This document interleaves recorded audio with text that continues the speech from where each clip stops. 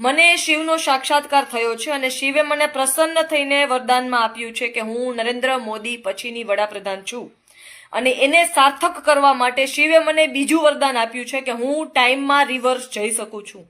હું ભૂતકાળમાં પાછળ જઈને ભવિષ્યને વધારે બેટર બનાવવા માટે નિર્ણયો બદલી શકું છું. હું આવા નિર્ણયો દેશના અને ગુજરાત રાજ્યના હિતના પણ હોય ને એ પણ કરી શકું.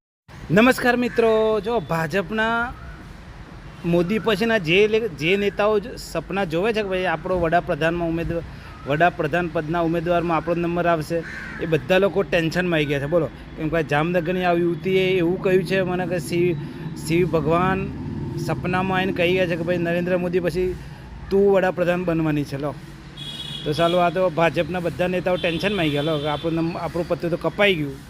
તો ભાજપના નેતાઓ કહે છે કે આ બુનને તો સીધા મેન્ટલ હોસ્પિટલમાં ભેગી કરવા જરૂર છે.